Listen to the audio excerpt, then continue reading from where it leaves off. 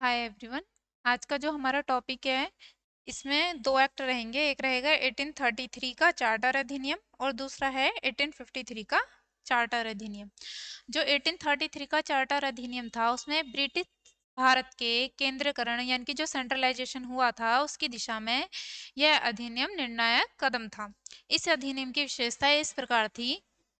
पहला, इसने बंगाल के जो गवर्नर जनरल था उसको भारत का गवर्नर जनरल बना दिया, जिसमें सभी नागरिक और सैन्य शक्तियां निहित थी। इस प्रकार इस अधिनियम ने पहली बार एक ऐसी सरकार का निर्माण किया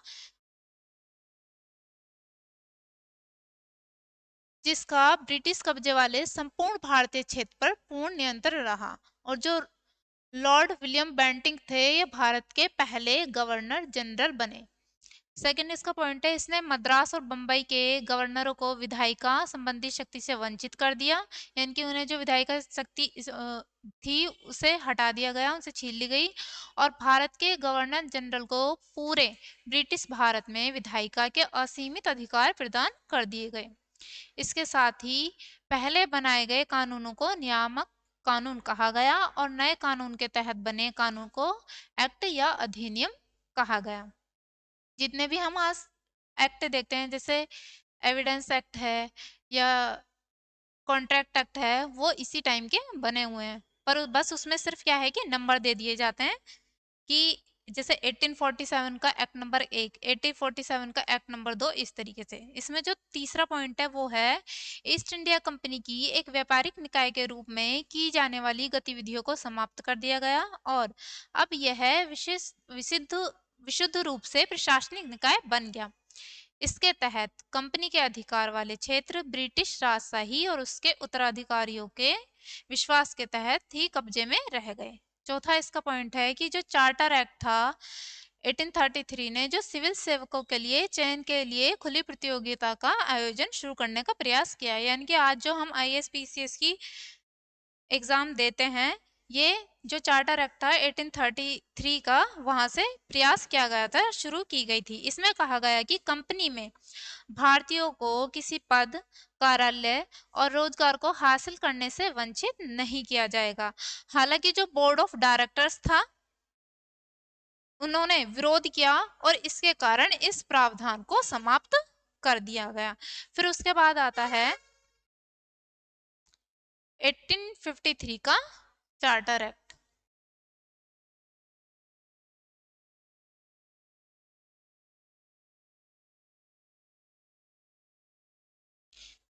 जो 1853 का चार्टर एक्ट है इसमें 1793 से 1857 के दौरान जो ब्रिटिश संसद द्वारा पारित किए गए जो भी चार्टर अधिनियम थे इस श्रृंखला के यह सबसे अंतिम अधिनियम है इस श्रृंखला का। इसमें क्या हुआ है, संवैधानिक विकास की दृष्टि से यह अधिनियम अत्यधिक महत्वपूर्ण है। इस अधिनियम की जो विशेषताएं हैं वो इस प्रकार हैं। इसने जो है पहली बार जो गवर्नर जनरल थे उनकी परिषद के विधायी और प्रशासनिक कार्यों को अलग कर दिया गया। इसके तहत परिषद में 6 नए पार्षद और जोड़े गए, इन्हें विधान पार्षद कहा गया।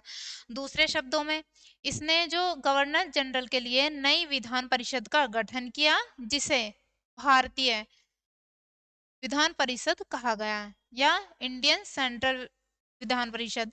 परिषद की शाखा ने छोटी संसद की तरह कार्य किया। इसमें वही प्रक्रियाएं अपनाई गई जो ब्रिटिश संसद में अपनाई जाती थी। इस प्रकार विधायिका को पहली बार सरकार के विशेष कार्य के रूप में जाना गया जिसके लिए विशेष मशीनरी और प्रक्रिया की जरूरत थी। सेकंड जो इसका पॉइंट है, इसने सिविल सेवकों की भर्ती एवं चयन हेतु खुली प्रतियोगिता व्यवस्था का आरंभ किया। इसका जो प्रस्ताव आया था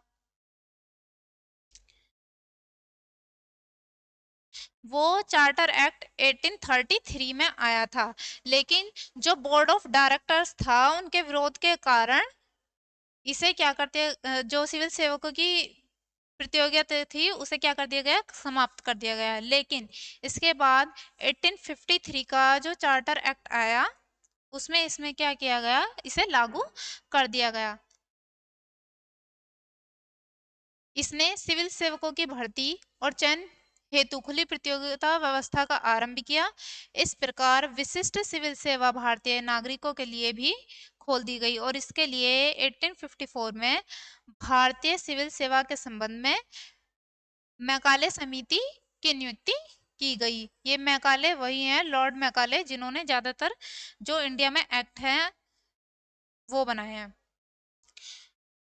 इसके बाद इसका थर्ड पॉइंट है, इसने कंपनी के शासन को विस्तारित कर दिया और भारतीय क्षेत्र को इंग्लैंड राजशाही के विश्वास के तहत कब्जे में रखने का अधिकार दिया, लेकिन पूर्व अधिनियमों के विपरीत इसमें किसी निश्चित समय का निर्धारण नहीं किया गया। जैसा कि पहले किया गया था, किसी में 20 साल का, किसी में 5 साल का, इसमें ऐसा नहीं था। इससे स्पष्ट था कि संसद द्वारा कंपनी का शासन किसी भी समय समाप्त किया जा सकता है। इसने प्रथम बार भारतीय केंद्रीय विधान परिषद में स्थानीय प्रतिनिधित्व प्रारंभ किया। जो गवर्नर जनरल की परिषद थी, जिसमें 6 नए सदस्यों में से जो चार थे, इनका चुनाव होगा बंगाल से, मद्रास से, बंबई से और आगरा से, जो यहाँ की स्थानीय प्रांतीय सरकारें द्वारा किया जाना था। अगर हम इसको एक नजर में देखें तो इसके पॉइंट कुछ इस तरीके से थे।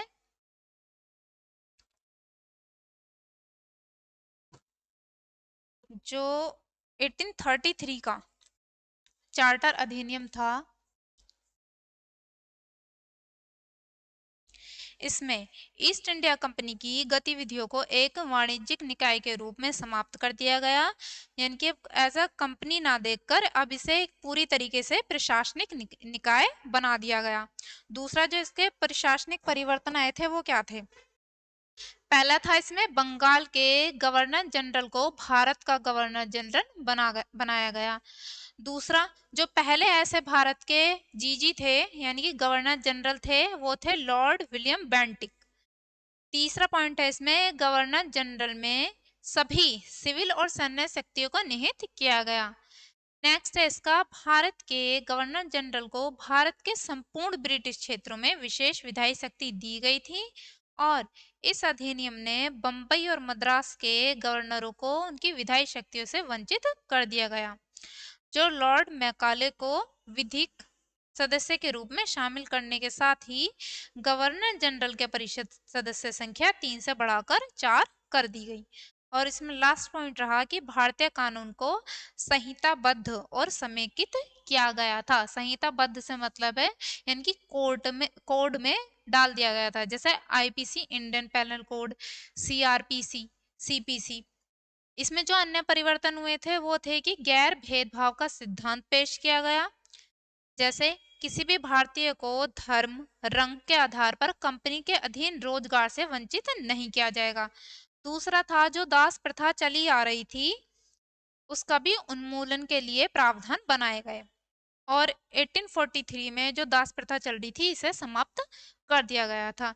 इसके बाद जो यूरोपीय लोगों के आप्रवासन और संपत्ति प्राप्त करने पर जो है प्रतिबंध हटा दिया गया था, यानी कि अब यूरोपीय लोग भी यहाँ पर आकर संपत्ति खरीद सकते थे, प्राप्त कर सकते थे। उसके बाद जो सिविल सेवा के लिए जो खुली प्रतियोगिता थी, इसका प्रावधान को अस्वीकृत कर दिया गया।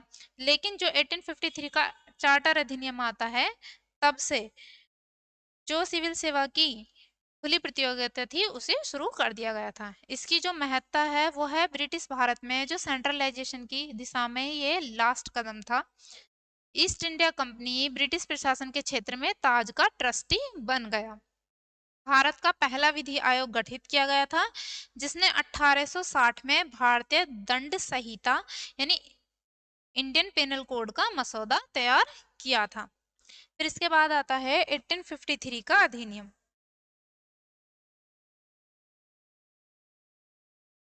इसमें जो इसका विनियमन था वो कंपनी मामलों को विनियमित करने के लिए ब्रिटिश संसद द्वारा अधिनियमित अंतिम अधिनियम, यानी कि जो 1857 के विद्रोह के बाद कंपनी के शासन को समाप्त कर दिया गया था। यह कंपनी का लास्ट एक्ट था 1853 का। इसके बाद इसमें जो प्रशासनिक परिवर्तन आए थे वो थे कि गवर्नर जनरल काउंसिल के विधायी और कार्यकारी कार्य को अलग किया गया, यानी कि जो विधायी कार्य को एक विशेष कार्य के रूप में माना गया था। भारतीय विधान परिषद एक मिनी संसद के रूप में कार्य करती थी। इसके लिए परिषद में 6 नए सदस्य नियुक्त किए गए थे, जिन्हें विधान पार्षद के रूप में जाना जाता था। उसके बाद है इसमें जो स्थानीय प्रतिनिधित्व थे उन्हें पहली बार पेश किया गया था, जिसमें 6 में से 4 सदस्य को स्थानीय या प्रांतीय सरकार द्वारा नियुक्त किया गया था, और ये प्रांतीय सरकार थी मद्रास, बम्बई, बंगाल और आगरा। इसके बाद जो इसमें अन्य परिवर्तन थे वो थे कि सिविल सेवा के चयन और भर्ती के लिए खुली प्रतियोगिता शुरू की गई और इसे भारतीयों के लिए भी खोल दिया गया।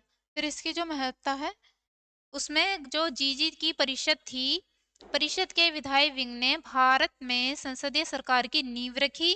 दूसरा, भारतीय सिविल सेवाओं का जन्म हुआ।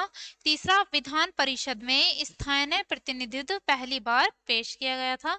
और चौथा, जो प्रशासनिक मामलों में भारतीयों को शामिल करने का यह पहला प्रयास था।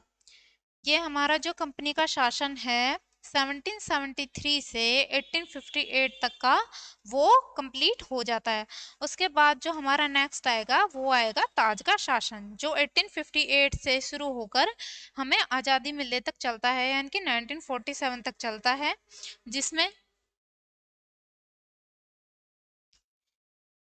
1857 के विद्रोह या सैनिक विद्रोह के बाद जो है ब्रिटिश सरकार ने कंपनी के शासन को समाप्त करने का फैसला किया, और जो गवर्नर क्षेत्रों और राजस्व संबंधी शक्तियां ब्रिटिश क्राउन को हस्तांतरित कर दी गई थी, और यह भारत सरकार अधिनियम 1858 द्वारा किया गया था, जिसे एक्ट फॉर गुड गवर्नमेंट के रूप में जाना जाता है।